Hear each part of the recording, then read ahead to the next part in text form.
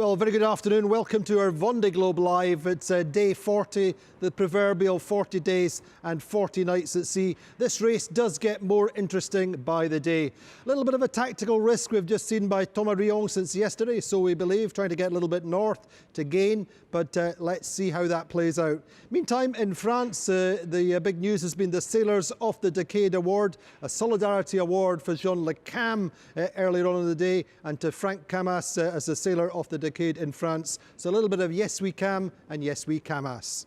Meantime, our guest today is Jean Marie DAURIS. He's a 3 times America's Cup bowman. He's an ex-Orma sailor, Med Cup TP52 bowman, a rigger, a boat captain, and he's now with Yannick Bestaven, YB Racing, and he's also a childhood friend, or he's certainly been friends with Yannick Bestaven for 30 years. So Jean-Marie, how are you today? Not too bad, not too bad. We're quite happy where we are so far, so I guess. Why wouldn't you be? Sure. But yeah, I mean, you've just spoken to Yannick. How is he? He's good. He's good. He was struggling a bit with the light breeze the last few hours, so yeah, I was not too happy about that because he obviously see the other boat coming from behind, but he's okay. He got some rest. He did some a full tour of the boat and he made sure that everything is okay on the boat. So he took time for that, and no, it's good. It's good, and it's starting to have some more breeze again in the last 5 minutes. So he's happy. News direct from the racecourse. Thank you, Jean-Marie. Come back to you in just 1 minute. As you say, a little bit of a catch-up by Charlie Dallin, but this is the standings at midday today. Well, Yannick Bestaven, as we said, Maitre Coq is leading now by 78.2 miles from Charlie Dallin. Charlie Dallin's been doing 17 knots, and as Jean-Marie just alluded to, Yannick has been slow, making 2 or 3 knots. Very, very light winds for him at the front, and a nice catch-up by Charlie. Thomas Rion is 172.3 miles behind, and then we have this peloton that we talk about. Jean Le Cam is in 4th. He's 14 miles ahead of Boris Herman in 5th. Boris is 6 miles ahead of Damien Sagan in 6th. Louis Burton is a little bit further behind now, 19 miles behind. Benjamin Dutroux is in 8th. And then Isabelle Joschke in 9th. Giancarlo Padotti in 10th. Giancarlo is doing 14.1 knots. Running down the table, Alan Rurer, our Swiss skipper, in 15th. Still going pretty steady at the moment, 15.2 knots on the speed gun, if you like, at 30 minutes before midday. And then Pip Hare and Didac Costa, 18th and 19th. Pip Hare's actually made a little bit of miles, made over 20 miles on Didac since yesterday, and is now 33 miles ahead in that enduring match race. Further down the table, then Miranda Merrin and Alexia Barrier are still fairly close together, doing similar speeds, just getting into some stronger breeze in 23rd and 24th. Ari Husela on board Stark, nice and steady in 26th. So that's the standings as at midday. Let's go back to Jean Marie DAURIS, a long-time friend of and working with Yannick Bestaven as a technical manager, technical director. Tell us first about your role then. What do you do exactly with the team?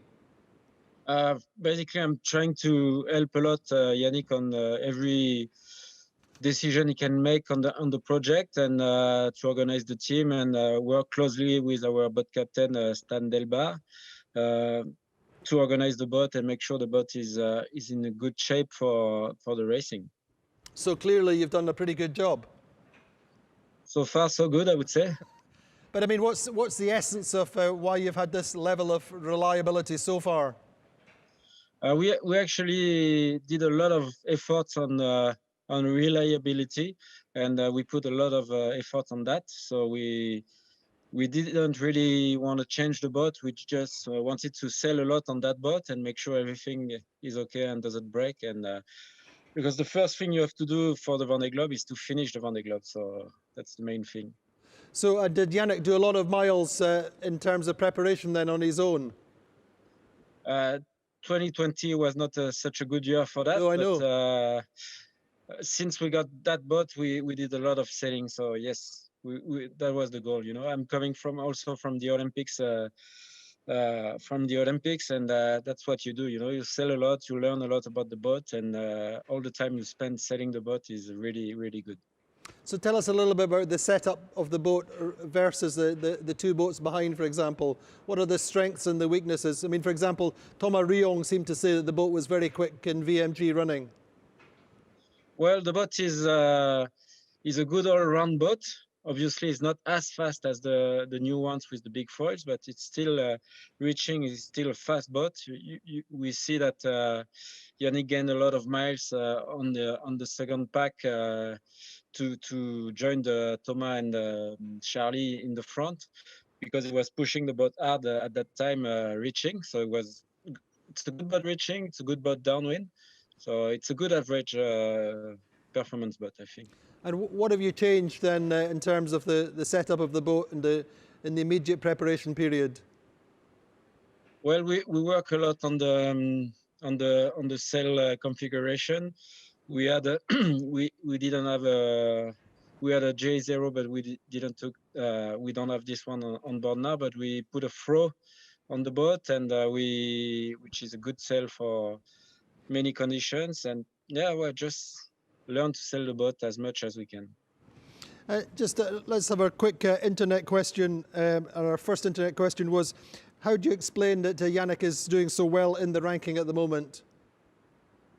Well, I think Yannick is a good sailor, for sure. He proved from the past that he is a good sailor. He won the Mini Transat. He won some class 40 transatlantic race. He did a lot of miles. He got a lot of miles under his belt. So he's a good sailor, and he's got a good boat. And I think we put together a good team of very experienced people, and that pays so far, I would say. How would you characterize him as a sailor? Obviously, you know him very well. I think he's really good in making the boat going fast, and also good at all strategy and meteorology.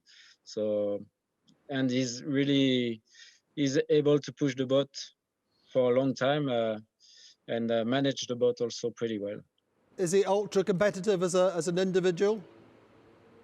Sorry? Say again? Is he very, very competitive as an individual, or is he quite laid back, or what's his kind of characteristic as a sailor? I think he's quite competitive, yes. You know, when we go cycling or something, you always want to be in front. So yes, I would say yes. And another question from the internet is, what describe your typical day at the moment as your technical director? Oh, well, I'm doing a lot of checking on the internet, doing my own routings on the computer to understand what he could do on board, and where he could go, which way he could go. And we also organize the future for that. We hope we have a future with the boat, and well, we're trying to help him if he needs us in some technical issue or something, and that's basically it. And how do you evaluate the two boats behind? They've both got their issues, and more we see them kind of playing little games or mind games of how much damage they have. What's your evaluation? And also, how do you accept that into your strategy, or do you really just doing your own thing and Yannick sailing his own race? Well, as I said before, you know, doing the Vendée Globe, the first things to do is to cross the finish line. So it doesn't make any difference for us if we are second, third, or first, whatever. We're trying to sail the best course as we can, and we know that those boats are faster than us, on the paper at least. And so we are making our own, Yannick is making his own strategy on his own, and he doesn't really think about them. Yes, obviously he's looking at them and look at what they are doing, but he's doing his own strategy, yes. And what's the kind of general view, supposing we get to Cape Horn and then the supposing positions are roughly the same, what would be your evaluation in the climb back up the Atlantic between the three boats, supposing we get that far? Well, I think everything is open so far. We know that Thomas got one foil less, or half of a foil, and we are not sure about Charlie, about his repair on the on the portfolio also. So I think we have a chance to stick with them if we sell well, obviously, and if we do our own course. And so we have a chance to stay with them, I think. Listen, I'll come back to you in just 1 second. Isabelle Joschke is going very well at the moment on board MACSF. She is a sailor that we knew from the very, very beginning of this race was going to be struggling and feeling the cold, and consequently she's wrapped up when we spoke to her earlier. How are you? I'm feeling cold all the time, and especially on my feet and on my fingers when I have to work, change lashings and things like that. But other than that, I am pretty well because I slept many hours these 2 last days, and I really slept. I don't know how many hours, but like home. So now I feel pretty good. And listen, it's not normally a question that you would ask a lady, but how many layers, what clothes are you wearing? I have a first merino wool, and I have a cashmere, very thick pullover, and then I have a Primaloft, Yeah, and then please. I have this last layer here. So I have 4 layers, and 3 of them are very thick. And you're still cold? But when I maneuver, I have nothing, not much on me, and I get hot. But when I am inside of my boat and I'm just sitting, watching the weather forecast, the grip files, and so, there I am not moving, and then I can feel very cold. What's ahead in terms of weather in the next couple of days? I will take profit of these gentle conditions to repair things and to continue to rest. Cool. And listen, now you're into the Pacific Ocean. How does that feel? It's very exciting. I've been looking forward to this for many days. The Indian Ocean was very difficult. I'm a little bit afraid of how it will be this cold weather for around 3 weeks, because I think it will last pretty long until I catch the Cape Horn. So I'm happy, and I'm afraid that I will be very cold when all this will finish. So as Isabelle Joschke say, feeling the cold a little bit, but dealing with it and going very well indeed at the moment. Jean Marie DAURIS, then coming back to you, just tell us a little bit about the setup of your actual programme. The boat you had, or the boat you have, was Safran. How did you then take on the boat, and what's the role of Kairos, of Bilou's team within your programme? Basically, what happened, we bought the boat in beginning of 2019. And so the boat was at Bilou's place, and Bilou was owning the boat. So we bought the boat, and we also start to sail with Bilou and his technical team, like Stan and some other guys from the team, Ronan, Ludo. And at the beginning, we were supposed to only work with them for a few months to give, so they could give us the key of the boat. And finally, we kept on going with them, and we kept on working with them through the whole campaign. So is it a kind of partnership, a collaboration with them, or are you independent now of them? No, we're still close to them, because we are good friends, and we are happy to work together so far. So yeah, we still have a good relationship. Right now, during the Vendée Globe, there's not as many people working on the project, obviously, but we're still working with them for sure. And I believe initially Kojiro was involved, and he trained on the boat. Is that right? Yeah. Because before we bought the boat, Bilou got a deal with Koji to coach him and train him on the boat. And obviously we bought the boat, so we shared a bit the training, which was quite interesting and quite funny with Koji. He's a good person, a very nice person. He teaches us how to make sushis. I'm not sure we are able to do it again, but that was quite interesting, yes. It's interesting to watch his race. And I mean, I don't need specifics, but in general, what's your budget like compared to other teams? I think we are in the average compared to the team. I'm not really can tell you No, the I'm just, budget. you know, the kind Yeah, of whether you're punching above your weight or whether it's kind of where you would expect to be. yeah, well, we have enough to do a proper campaign for sure. And, you know, before the start, did you ever in your wildest dreams imagine that Yannick would be leading at this stage? Or? You know, when you go for a race, you always wanted to perform well. So the goal at the beginning, the first goal is to finish, and eventually being in the top 10. One of the good goal would be to be in top 5, and you never know because it's a technical sport. The other can have some breakdowns, some problems, or you can be pretty good on what you do and end up where you are. But you know, it's for us, it's still the same thing. We want to finish the race first, and we will see at the end. Absolutely. And is it more stressful for you in this role just now with Yannick in the lead, or are you totally chilled? Being in the lead or not, I'm not really chilled. I prefer to be on the boat instead of behind my Exactly. I mean, computer. that's one of the things of being a very top performing sailor, having to watch a skipper from thousands and thousands of miles away. Well, I think it's a team effort anyway. So you know, it's another part of the game, and we are trying to act as a team and perform as a team. So that's what we do. And you obviously speak to him all the time, but does he have up and downs that we don't see, that you're kind of cajoling him, helping him, motivating him, or is he pretty even in terms of his motivation? We're always trying to help him. They all have up and downs for sure. You could, if you remember after Kevin's story, Yeah.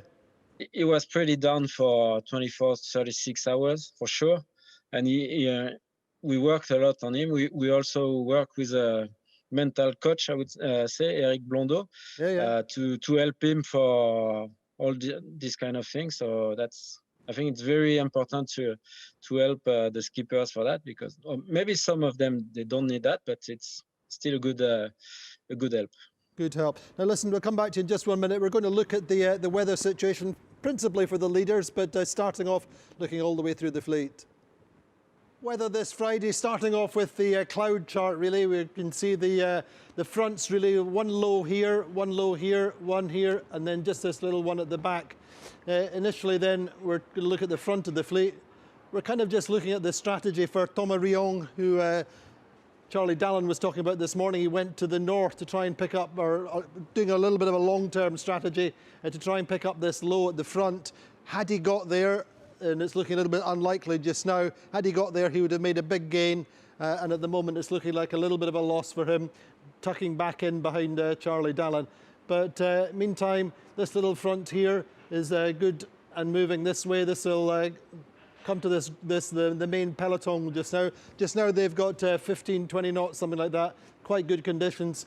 And a little bit further back then, Clarice and Roman Attanasio still side by side in moderate conditions for them. A little bit of upwind sailing for them just momentarily. And then L'Occitane, Armel Tripon, ahead of this front. He should get some really good conditions to make some good speed and try and keep catching up with the boats in front. And then moving back on the fleet. And it's fairly straightforward for these boats just now, just on the curve of the low pressure system for them, and going quite well. Jeremy Bayou there at the back. And then just looking a little bit more detail at the leaders here. Maitre Koch, Yannick Bestaven, just running down towards the exclusion zone, or still on the exclusion zone. Charlie Dallin behind, and they're just in this lighter northwesterly breeze. It's eased for them quite a lot. Maybe I think Charlie talked about 15 knots just now. So fairly moderate conditions, but a little bit less for the group behind at the moment, just in this high pressure ridge momentarily. But that's the situation for the front of the fleet, and nothing too dramatic for the moment. Indeed, it should be fairly straightforward, certainly for the leaders. So, though, as Jean Marie was just saying a little bit of breeze coming in. We're seeing Charlie behind with some wind. But in general, the pace of this race is considerably slower than last time. You know, that's to be understood because of the different situations, particularly coming down the South Atlantic was extremely slow. So we're just seeing there that you can see that Armel Leclerc in the last race, I think, was about 6.5 days ahead and was almost halfway across the Pacific relative to where the leaders are just now, just approaching the south of New Zealand. So we're going to go back with Jean Marie. We're just talking about the pace of this race. How do you see it in terms, or what do you see in terms of the kind of general strategy just now? Yannick is kind of relatively happy to play his own kind of waiting game at the moment. He doesn't have to push to 100% all the time. No, for sure, he doesn't have to now because he's got a little bit of, I would say, advance in compared to the peloton, as you said. But still, he knows that he is with some very fast bots, so that can help him also to push the bot a little bit and managing the bot also. You know, he knows that it's still a long race to do. There's something like 12,000 miles to do still, so he has to play the game, eventually a waiting game, and stay with the guys and take care, obviously, of the bots for sure. Indeed. I mean, and do you remember his 2008 race when I think the race lasted 26 or 28 hours or something like that, didn't it? Yeah, 28 hours, I think. I mean, you knew him then. What was that like?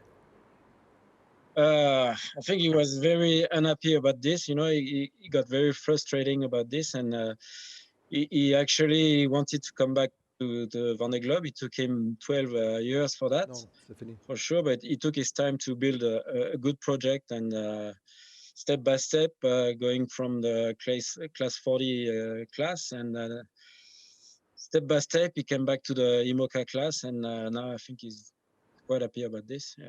Indeed, I think you're all doing a great job. Thank you so much for joining us, Jean Marie. Hopefully you'll come back and join us at some stage later on in the race. With pleasure. See you. So that's Jean Marie DAURIS, the technical director for Yannick Bestaven's team, for the Maître team. Now then, Miranda Merrin is going pretty well on board Compagnie de France. It's been a while since we've spoken to her. She was just in the middle of a sail change when we caught her earlier in the day. I'm in the middle of a sail change, but I thought I'd speak to you lot before unfurling my next sail because I think it's going to be a bit sporty. I know, 732 knots, but I wish to sail a bit lower, so I need to change sails. And it is all ready to go. All I have to do is start unfurling. But you've not been short of variety in the Indian Ocean so far. You've had lots of variety. Certainly had lots of variety. Never a dull moment. Yesterday was, a little bit of peace and quiet in the middle of a bubble of high pressure, but that was good for inspecting the boat and just checking over everything. Mind you, so saying have to stay on top of it the whole time because the wind was really shifty, so just even to get, keep going in any direction. I had to be on deck as well as all around the boat, checking things and fixing things. And then there was a kink in the ice bars, so then I was upwind, and it was just where we were. Nobody else had that, and I was desperately trying to go east and not south to hook into this into this front, and I just made it, just made it. So that was cool. At sundown, there was the big grey cloud behind, clear weather ahead, cloud behind, and it wasn't windy yet, but I could tell it was about to get windy, and there was an albatross there. That's always, quite welcome when it's about to get windy. And about an hour or two later, the wind got up to what it should be doing, which is sort of around the high 20s, early 30s mark.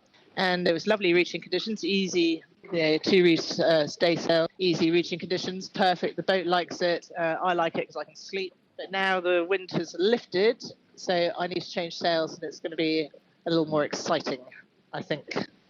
Indeed, a little bit more exciting for Miranda Merrin, who's, I think she's about 19 miles ahead of Alexia Barry, and that's another of these little match races that's been going on all the way through since pretty much the South Atlantic.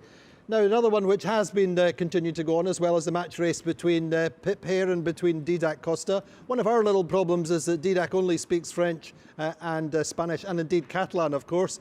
And so today we have Joanna from our digital team with us, who had a call with Didac, which set a new marathon record of about 25 minutes. For somebody, Didac is normally fairly monosyllabic, so this is a little bit of a record. So Joanna, what was Didac saying today? He's in good form.